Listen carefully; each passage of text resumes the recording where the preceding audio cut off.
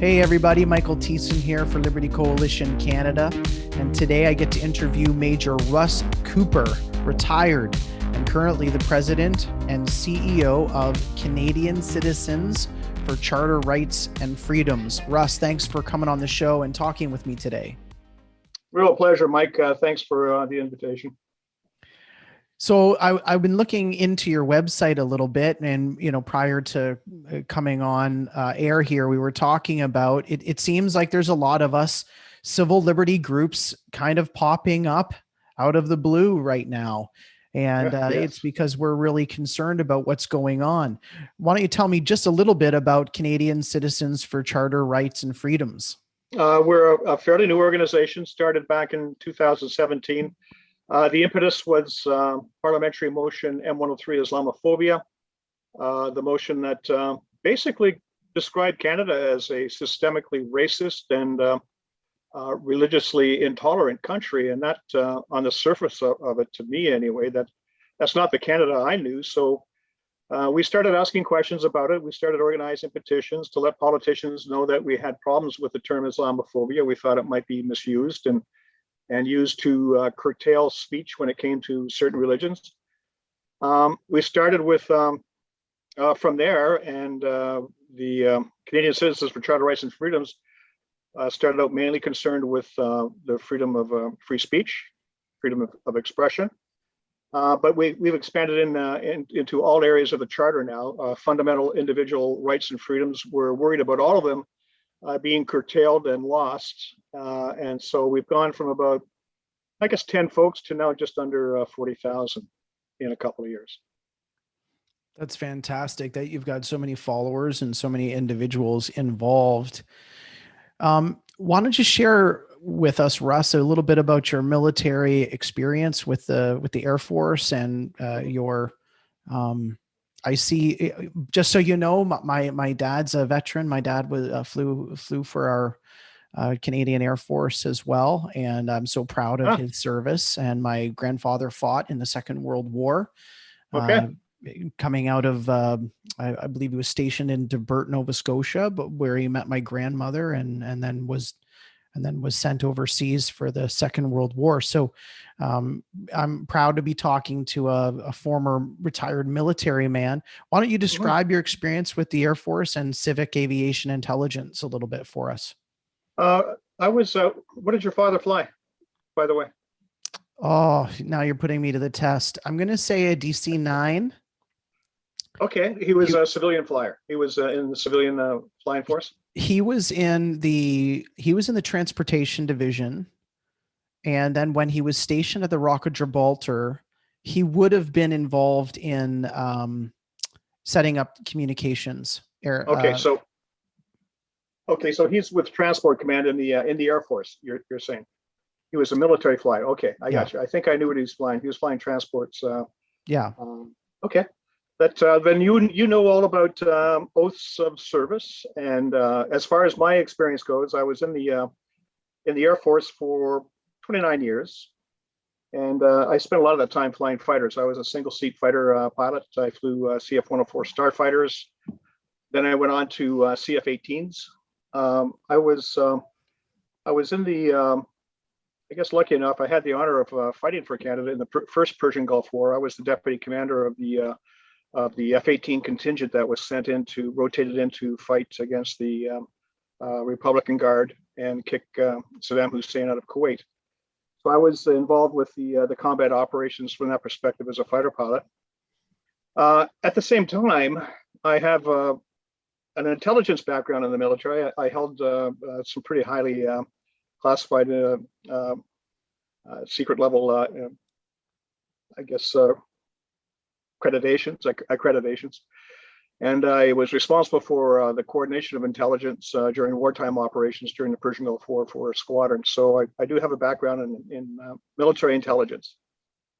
In the civil air sphere, I left the military and ended up joining Air Canada at a very ripe age of 48. When I joined Air Canada, I was one of the oldest there, I guess, as a newcomer.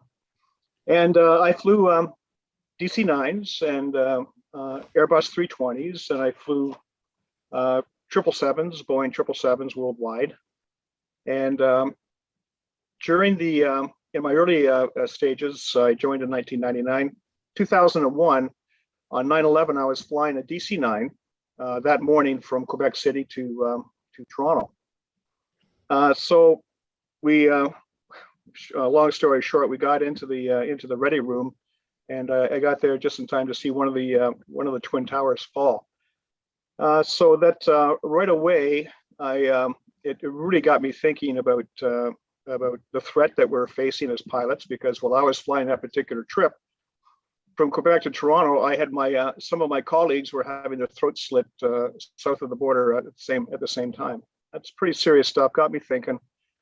So I decided to go into my military intelligence background, and I started writing security papers for the Air Canada Pilot Association.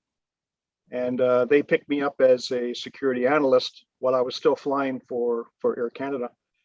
And from there on, it was just a matter of I started digging deep into the threat. If you look at intelligence, what you need to do as an intelligence officer is you have to ascertain two basic things. You have to ascertain intent, an enemy's intent, and an enemy's capabilities. Given those, if you can dig into those two things, you can come up with viable intelligence-based threat analysis, and from that you can draw out good joint operational plans and operations. You can write good papers from that perspective if you know the intent and the capabilities. So with 9/11, what I did immediately was I started digging into the threat. I had an idea in the back of my mind coming from the Persian Gulf War that I had a notion of what the threat was, but I decided to dig deep. So I went into for the threat analysis. I went into all of the sacred texts that the perpetrators of 9/11 said they were using to justify their acts. I went into Osama bin Laden's history, noted that he had declared war on the West on two occasions, once in 1996, once in 1998. So I dug into that. What were the justifications for his declarations of war? And that led me into the Quran. It led me into the Hadith. The Quran, of course, is the most sacred of texts. And then the Hadith, which are the ways of the Prophet and what he had to say about Islam, and the Sunnah, which is the biography of the Prophet. You basically have a trilogy of sacred texts that you look at to understand what these people were thinking when they drove those aircraft into those buildings, Pentagon, Twin Towers. So basically, I've been kind of doing that ever since, and I retired from Air Canada in 2011. I was still doing security work for them. But then when Motion M103 came along, I saw in it justifications that just didn't strike me as being true.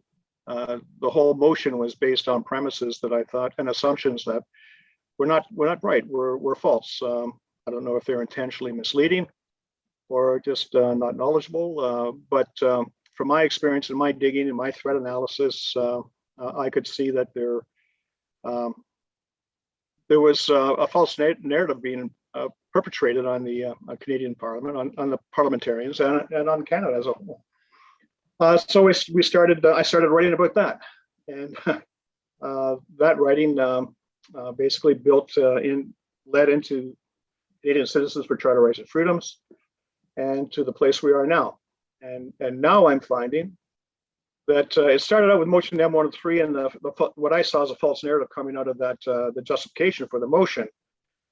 But since that time period, I mean, I am just amazed by the number of false narratives that are being foisted upon the Canadian public. It's just every day we turn around, there's a new narrative that comes out that says basically the West is bad and needs to repent, needs to pay reparations, needs to do this. We're genocidal, and this is basically our whole society, our whole Western traditions are being negated. through this kind of a process of negation, and it's happening everywhere. We see it in our educational institutions, we see it in our media. Basically, we see it in our politics. So we have all of these false narratives, all of these. I call it the ideology of negation. We see all of these negations happening throughout our society in the culture, and they're being taken up. They're not being argued with, because if you argue with them, people are going to say bad things about you, and you don't want people to say bad things about you.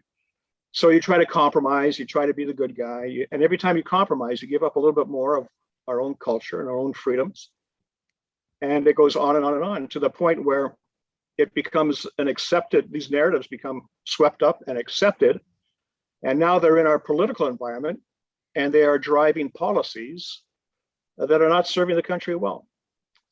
Policies that we're now starting to see, policies that restrict our speech, that tell us we can't leave the country, that tell us even going from Ontario to Quebec. At one point here, they had police guard on the Ontario-Quebec border. I couldn't go from Ottawa to Gatineau. So more and more, we're being hemmed in. We are losing our freedoms, and more and more, I think we're seeing groups like your group, my group, start to rise up and start to say, "Hey, wait a minute, this is not the way it's supposed to go." So it's interesting that you've gone from one false narrative to another, particularly when we're talking about our most recent narratives, which are mandates and non-elected officials running the province are good. Freedom, liberty, and informed consent are bad. When you look at that and you go back to your criteria of intent and capabilities, have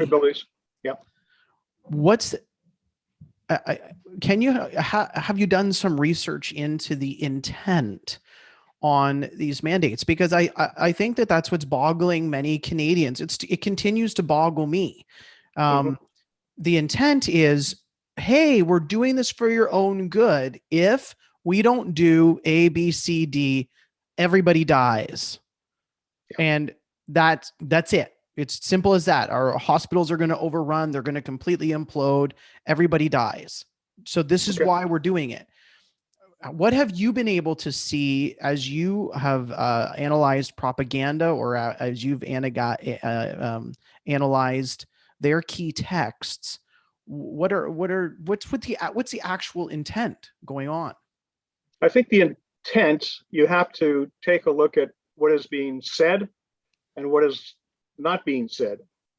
I don't think the intent, I can't see the intent being saving our lives, doing the right thing, doing the best thing, because if that was the case, I think they would spend a little bit more time on really explaining just why that is the case. So they would also take the time to work within our constitutional framework, which requires that if you are going to suspend civil liberties, that in accordance with our charter, section 1 of the charter, you have to provide, you have to demonstrably justify that excursion from being a free and an open country. I haven't seen that justification come to the fore. I haven't seen, for example, I haven't seen anybody explain why natural immunity isn't something that can be taken into consideration when we go forward with our plans to vaccinate people. I mean, if you have people who are naturally immune, and you know from studies that are coming out of Israel and places like that, that natural immunity is even better than a vaccine and a vaccination, then why can't we accommodate those people? But you see, they're not telling us why not. And I say that's where you can assess intent by what they're not saying. They're not giving us the full story here. Now, what they are telling us is that it was going to be 2 weeks to flatten the curve. And now we find ourselves, 2 years down the road, curve's still not flat, and we're still worried about overrunning our medical system. And I find it hard to believe, because I know that we've spent $500 billion on giving people money so you can keep them out of work. but I don't know why that half $500 billion couldn't have been used to bolster our medical system so that we could use the time, the 2 weeks to flatten the curve, to build up our medical system so we could handle this this contagion that was upon us. I didn't see that. So also with regards to intent, I listened to Prime Minister Trudeau, and I see him on a United Nations Zoom meeting saying that this is the ideal time to reimagine our economy and to press forward with green initiatives and create a viable and I guess a new type to reimagine capitalism is what he said. I look at the Deputy Prime Minister Freeland, and she says that this is an ideal opportunity to green the economy, to change the way we do economic business, to go forward with a Green New Deal type thing, to build back better. Everybody's using the phrase "build back better," not just in Canada, but in the States, in Europe. Boris Johnson, Joe Biden, we're all using this "build back better." Where's that come from? And that's not being explained. So yeah, intent. I think there's intent here that that is. We're being told one thing, but I think another thing is in the hopper here. And it's interesting that it's interesting you brought up some of the of course boogeymen in the closet, and can we talk about that for a few minutes, just because I want to make a connection here, and the connection is when you wanted to see the intent of what was going on around 2011, you went back to the sacred texts that the terrorists were claiming was their authority. It's interesting. There have been some sacred texts that have been kind of important during COVID-19. There has been the WHO talking points have been the sacred text, which alludes to your Build Back Better, where I think there's the Justice Center for Constitutional Freedom did a montage of how many different people just repeated that one talking point, Build Back Better. And then you go, well, what does that mean? What does it mean to build back better? And then the messaging doesn't seem to be build back bigger hospitals, spend trillions of dollars on new hospital staff.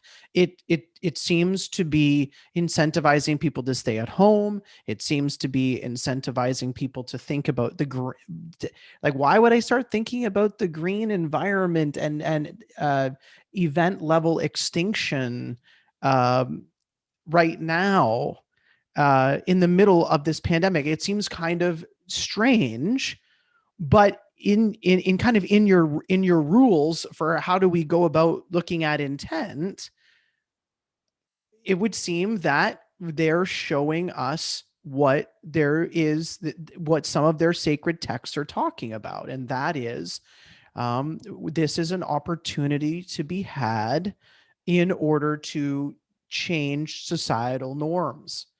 And that would mean looking at COVID-19, the Great Reset, as a text to see whether or not there's some intent to follow that type of societal philosophical reform. So have you been able to get into some of the different texts beyond what we're observing, and what you and I've just talked a little bit about right now? Well, if you look at the way things are being rolled out, we're talking about a situation they're calling for a great transformation. They're calling for a reset. Huge change is what is being called for. We're also looking at a situation where we're being kept on tenterhooks. We're being continually frightened. I mean, Canadians are at this point in time, they're traumatized. They're being told every single day of how many cases there are, how many ICU beds are filling up. We have a good time period right now to take a look at the latest example. That's the Omicronic or the moronic or the latest virus variant that we're dealing with that came out of South Africa. I mean, it came out it came out what, yesterday or the day before, and already we've got 2 cases in Ottawa. I mean, and now that's the new bugbear. That's the new fear. Okay, fear they keep drumming up the fear. And if you go back into history and you look at times where a whole population has been made fearful, you have a couple of interesting occurrences in history. We had in 1930s Germany, we had the rise of the Nazi regime, and it rose on fear.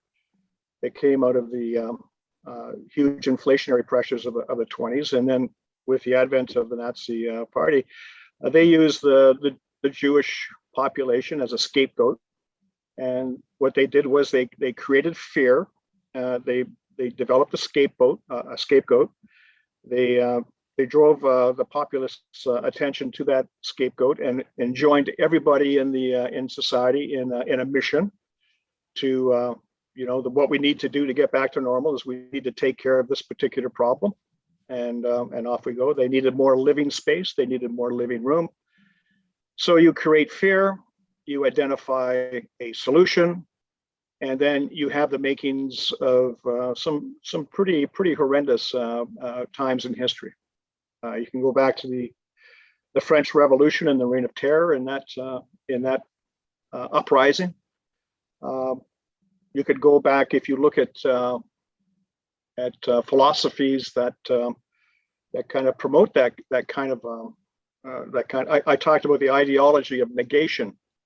If you look at philosophies that employ that kind of strategy, you can go back to Hegel in the early 1800s and his works, where he came up with the whole idea that there is no real truth, but there is simply a situation. There is something that is in place now, and needs to be challenged with its opposite, or with nothing, or with anything.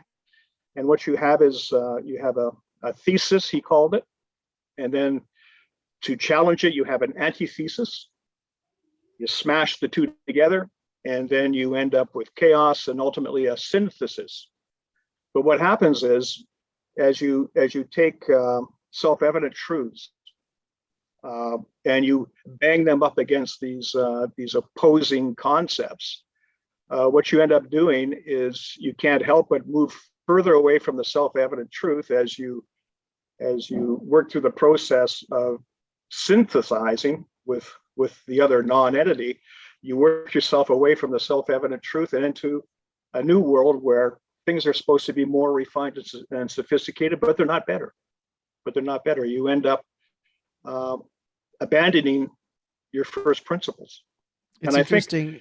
If you look at Hegel, if you look at Marx, if you look at the Frankfurt School, if you look a lot, there's a whole stream of I guess you call it Marxist theory, that if you think that we are dealing with an ideology of negation, well, I think there's a connection there with what Hegel started. It's interesting how you summarized Hegel, and I really appreciated that. One of the most difficult realities of Marx theories, of course, is the class conflict, and that the conflict will, as the proletariat overthrows the bourgeois, there will be this natural utopia of a new reality. And I remember reading Marx just going, wait a minute, just won't you have a new bourgeois? And then won't you just have to start the cycle all over again? And that's really the reality. Yes. And that is the reality, is that this whole narrative that there is one oppressed group that must throw off the oppressor, and in the meantime will not become another oppressor, but will become a benevolent utopian brotherhood, is just ridiculous. But It is. I'm really appreciating how you're connecting this with this idea of negation, where there is just this constant reframing and negating of history and negating of the rule of law and the rule of principle, even Yeah. of the meaning of the charter. I know within Christianity, one of the things that I was struggling with over this past year significantly was the negation of all of the things that we have clearly taught in Scripture, the negation of calling people to work 6 days a week, the negation of calling people to worship the Lord on the Lord's day, the negation on what it even means to love your neighbor. All of a sudden, it doesn't mean to love your neighbor doesn't mean don't murder, don't lie, honor your parents, don't covet. All of the commands. All of a sudden, to love your neighbor means do what the government says. And so the common good. The common good. Yeah. Mm-hmm. That's right. And that seems to be just a way to kind of wash away any previous notions. So I really like the idea of your connection there with intent on the washing away, the negation of things. So then let's go to the next part of your expertise when you're looking at this intelligence analysis. What are the capabilities, and Mm-hmm. and what are you seeing as something that we can do to limit the capabilities of these individuals who seem to be moving towards major societal reform, not just healthcare? Oh, okay. Well, if you look at capabilities in the case of 9/11, the capability part of the equation doesn't have to be overwhelming. They carried out what they did what they did with box cutters. So capabilities can be anything, but that's where I always thought that it was much more important to assess intent, to know what your adversary is thinking. How does he think? What's his belief system? What is his ideology? And then you can start to see where his intent is going. And the capability could be anything. Could be a knife, could be a box cutter, and you could take down a whole society with one or the other. But it's much more in our current time frame when we're talking about COVID and the reset and what we're going through, the ideology of negation. We are dealing with incredible capabilities, because what has happened over the course of time. I mentioned the Frankfurt School, and I mentioned this neo-Marxist movement, where basically what's happened is they've taken the proletariat bourgeoisie combination, and they've swapped it out. And what we see now is we have we have the same oppressor victim thing going on, but now it's more race based. Now it's one race against the other. We see the white race in Western society, and in current culture is almost nondescript. It's an accepted fact and norm that the white race is problematic. This has happened over a number of decades. And so with the Frankfurt School, we've seen other influences, neo-Marxist influences, begin what Mao Zedong used to call the Long March. And what they've done is they've taken the Communist Chinese Long March to power. They've taken that, and it's become a long march through the institutions. And so what you see since basically the 60s is you've seen all of our major institutions, education, media, culture, entertainment, they have been populated by people who have this ideology of negation in their minds. And so when we talk about capabilities, we're talking about every aspect of current day society basically being against what our traditions and cultures used to be. Our tradition and culture used to be all about the individual, and it was a Judeo-Christian. It arose out of the Judeo-Christian concept of each and every individual is made in the image of God and is worthy of and uniquely valuable. So much so that they are deserving of rights and freedoms that aren't given to them by any state, but given them to by their Creator, and therefore they're sacrosanct. We've gone from that kind of a society, okay, to a new one that has sprung up that says that no, the collective is the common good is the more important aspect of a society, and we see as a result we see this old traditional model, this Judeo-Christian model, being eroded, and it's being eroded by forces that are across the spectrum. And so powerful that now they are threatening to curtail our speech. They're threatening to put us into quarantine camps. If you see what's going on in Austria now, they're actually forcing people to get vaccinated by the end of January or something like that. They're forced vaccinating people. People are becoming cattle. And this is when you talk about capabilities, it's being put in place by people in high positions of power. And throughout all of our major agencies and services, it's got to the point where I guess let's talk from a military perspective. I'm very concerned when I see the military conducting information warfare operations against the people of Canada. This has happened on more than one occasion. I really wanted to ask you about this because right now I'm just looking at a report out of the Ottawa Citizen that talks about this very thing. September 27th, 2021, military leaders saw a pandemic as unique opportunity to test propaganda techniques on Canadians. Forces report says. I'm so glad you transitioned to talk about this because I wanted to ask you about this. Have you looked into this at all? And of course, how does this make you feel? Well, it makes me feel quite very, very concerned. The military I joined, I've got a commission scroll up on my wall here that says that I will be responsible. I will serve the Queen of Canada. I have a Queen's Commission. Serve the Queen of Canada, and when she talks about that service in the scroll, she says that I'll be expected to honor her orders from time to time, and she uses throughout the scroll, she uses the term "us." You will receive instructions and directions from us. And what she's saying is that when she says us, she's referring to the royal we, her as queen, but she's not an individual. She is the representative of all the people of Canada.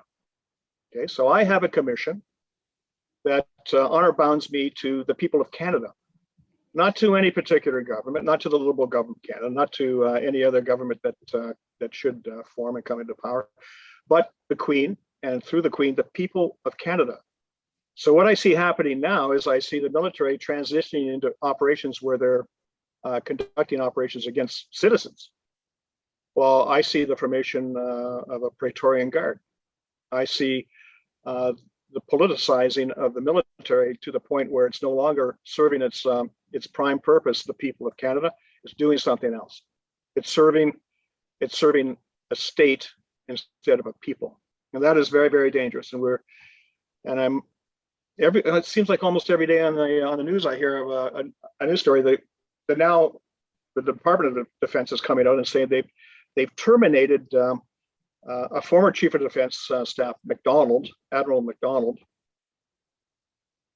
He went through a process, and he was charged with some sexual assault issues.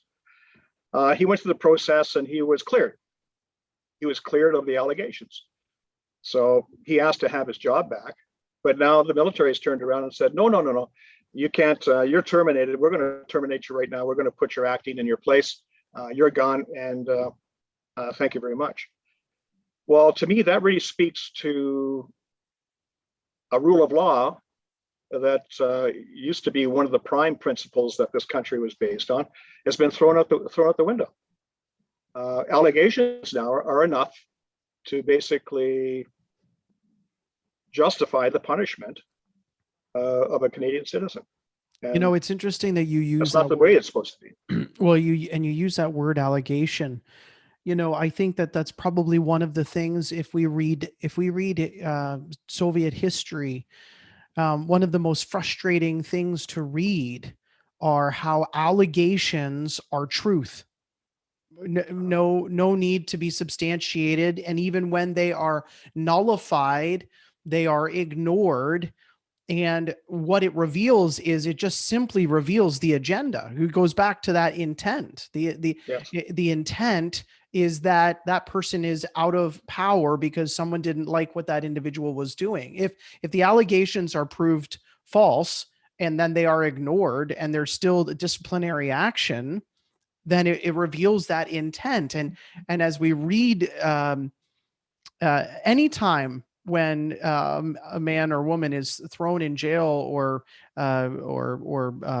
penalized for something that they did not do, and it's open and it's out in the air, that it's open, and yet no one is doing anything about it, you know that you're dealing with major corruption. Yes, you're putting yourself in a time period where recall Stalin, his head of security, Beria, used to say that show me the man and I'll show you the crime. So it doesn't matter what you've done, if you committed a crime or not. If Beria was saying, I can charge anybody I can allege anything against anybody. I can get rid of them for you. Toot sweet, no problem. And this is the kind of lawlessness that we are descending into. All of this for the common good stuff, and all of this walking away from the individual as sovereign and walking into this common good era, where basically it looks like the end justifies the means. I want that we're building. I want to have our listeners just hear that subtle quote that you brought up from Beria, because all of Stalin's key guys always, whenever they showed up after a night of partying, many of them would wonder if they would live to see the morning, because that they all walked on those pins and needles. But I just want to go to that, show me the man, show me the crime. So think about what we're living in here, Canadians. Show me the healthy person, and I will figure out a way to make you feel like they're sick and a danger to you. So show me the person who is healthy but unmasked, and I will convince you that just because they don't have a mask on, you should step 3 or 4 feet away from them. Show me the unvaccinated person who is healthy, potentially immune. We have no idea, potentially immune. And I will show you the crime of them not willing to go and sit and not be jabbed because they haven't been informed. Show me the person who is asking for medical consent, and I will demonize that individual, right? Like on every level, that little idiom that you just shared is ringing true in Canada. Show me the person and I'll show you the crime. Show me the child who wants to go to school and is willing to wear a mask all day long against what they would typically do, and I will show you the danger to teachers. Like, it's that they've got an answer to villainize every type of what we would say kind of creational, normative, healthy behavior. Yes. Even getting sick. Show me the sick person, and I will tell you the crime as to why they got sick.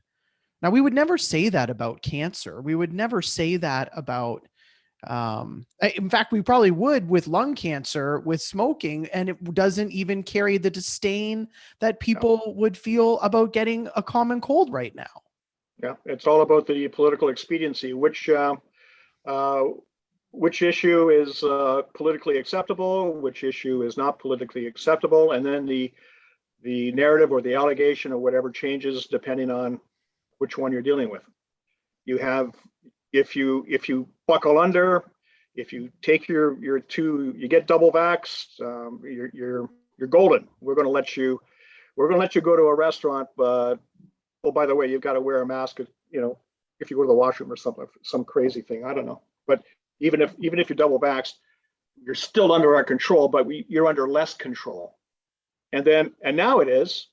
Now they're saying, well, double vax, that's not quite good enough. Now you got to have a booster. And in Israel, I think they're working on booster number 4 or 5 right now.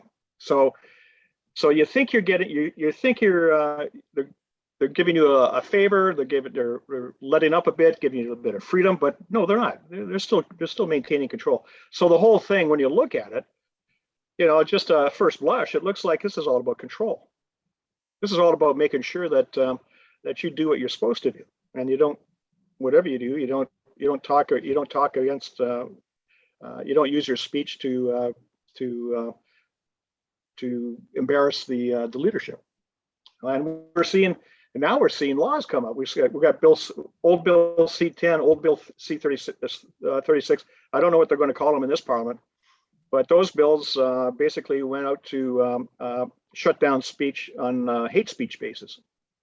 To the point, I didn't believe this, but Bill C-36, they had a clause in there apparently that said that they could confine you to house arrest and fine you $70,000 if someone thought you were thinking something bad.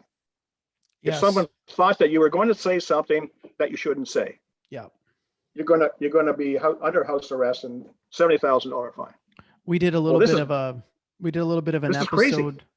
We did a bit of an episode on that one, and I just said, like, look, all of us uncles who go to family dinners, we're toast, because you know how uncles are. Your nieces and nephews, you love them, and you love them enough that you want to tell them the truth, but you don't love them enough to care about their feelings quite as much as you do for your own kids. And you want to poke your brothers and sisters a little bit because you think you're a better parent. So you always end up saying something. So, next Thanksgiving, all of a sudden there's going to be like half of the men in Ontario and Canada are going to be thrown in the clink because some niece or nephew is going to call them up and say, I think my uncle's going to confront me about my live-in relationship and want me to maybe get married and show some commitment. And I feel that that's, self-harm on me.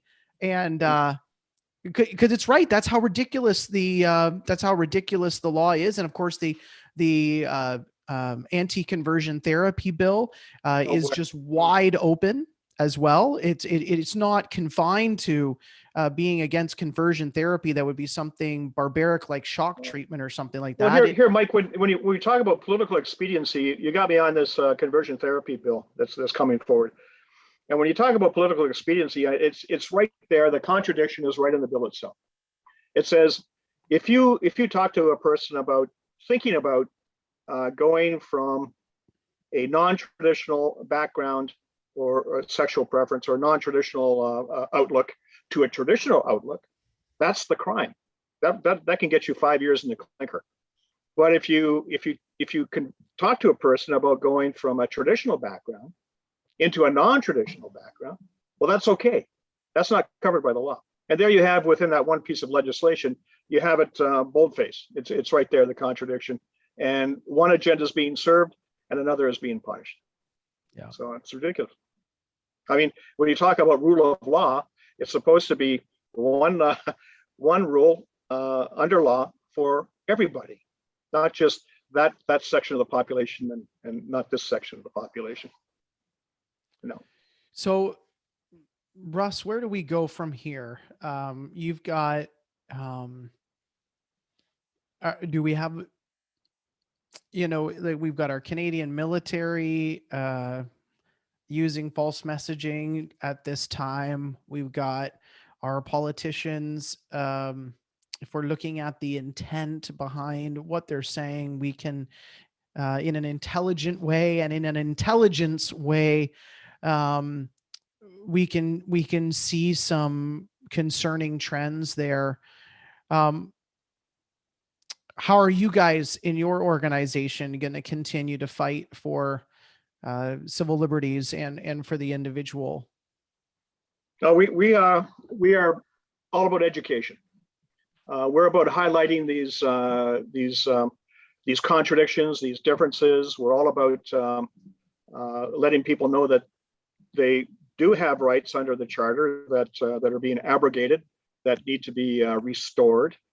For example, if anyone's going to take a right of way, well, they damn well better be able to demonstrate it and justify that it's necessary, and not just tell you to go away and not explain anything. We have the latest or the last living first minister responsible for patriating the charter back in 81, 82, Brian Peckford. He's come out and he said that if you look at the Constitution, Section 52 says that any law made that contravenes the charter is without force and effect. So basically, we have all these edicts, mandates, and decrees that are coming down for this COVID crisis that have not been demonstrably justified, and therefore are unconstitutional, and therefore have no force and effect. So we say, hey, wait a minute, there's a problem here. What about the police officers who are out in the land enforcing this unconstitutional law? What's the jeopardy to them? So our organization will actually do what we can to educate the police forces, and we'll come out and say, hey, there's jeopardy here for you. You know, you're doing so, you are following orders that maybe should not be followed, and we'll even point out to past historical events where following orders didn't work out so well.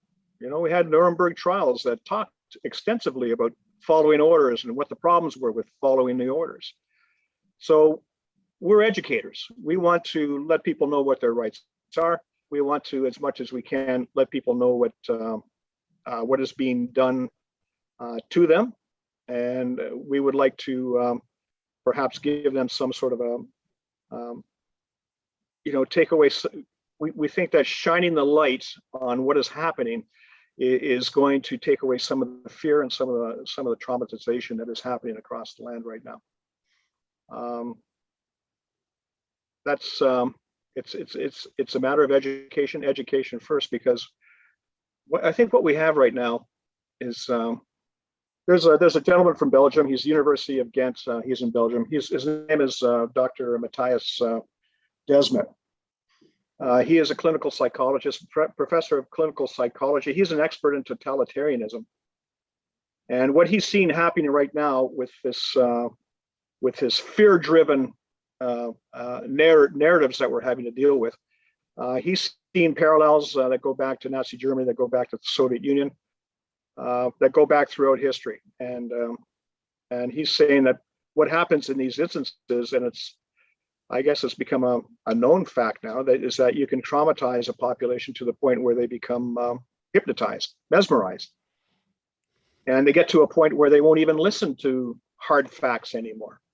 They won't even listen to, you could show them all the evidence in the world that what is happening is wrong, and they still want to hang on to that solution that was proposed to them, that was going to give them normalcy, because they're on that track and they're going to stay on that track come hell or high water. So even in that instance, education isn't going to help. But I guess if it's not going to help, then you have to move to a next step that talks to getting more engaged in perhaps the legal arena, or things that can make a difference in that fashion. But for now, we're education, but seeing that the situation has become so dire that we've got to move in other directions as well. Well, Russ, I want to thank you for coming on. We at Liberty Coalition Canada are living very much in the same lanes that you're in. And I want to make you aware of an opportunity. We already have moved into the legal advocacy space. We've partnered with lawyer James Kitchen, who is a great legal mind, a constitutional lawyer from Alberta. And I know James. And well, that's wonderful. So we are working with James in order to try to pay some of the bills for some of these cases that he needs to take in order to defend individuals. So we just announced a case this week where we are defending a young dentistry student from the University of Alberta. And so, you're thinking about that education world, and we're there as well. And we're also moving into the legal advocacy world, and even into trying to speak with our local politicians and trying to work with provincial politicians right now. So, thank you for all of the work that you're doing. It's been fascinating learning from you and dialoguing about some of these historical developments. We want your listeners to know, you can get involved and you can help Liberty Coalition Canada by funding some of these legal cases. And so if you're already thinking of needing to move into that space, just want to let you know that we'd love to do it with you, because Thanks very much. I really believe in James and his capabilities. James has a way of saying it. He always says justice needs to be done and it needs to be seen to be done. And Yes. I think that's a really important moment, because I think one of the only things that will snap people out of this is when the laws change. We actually know from scripture that law is a good teacher. That's partly why people get hypnotized, because when you teach them something is moral, then it's hard to convince them otherwise. So, when you were growing up, I'm sure people weren't nearly as zealous about wearing seatbelts as they are now. It's simply because the law has repeated it's a moral thing to do to put on a seatbelt.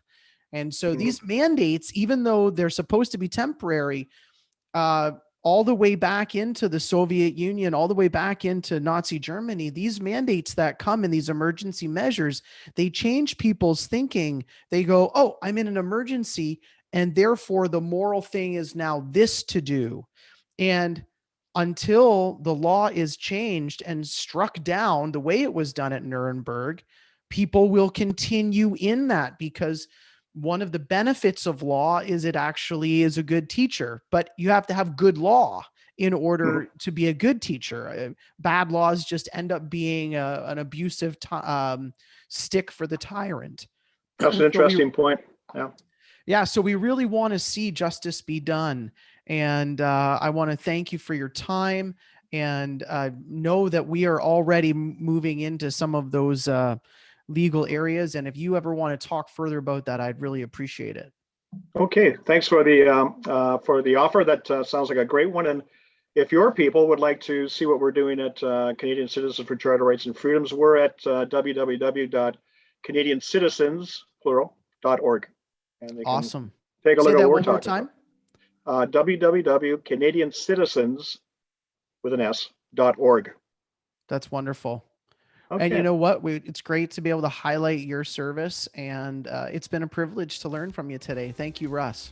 Thank you, Mike. Okay, everybody, please go and give us a 5-star rating. And of course, we're at our end of year fundraising need. We're hoping to raise $180,000 to fund these 3 legal cases that James is involved in. And you know what, folks, we can do this together. There's other organizations out there, just like what Russ is leading, and we just want to maybe leave you today with a word of encouragement. Let's get involved legally. Let's get involved actively in order to change our country's trajectory away from tyranny and back towards liberty. Okay, Godspeed, everyone.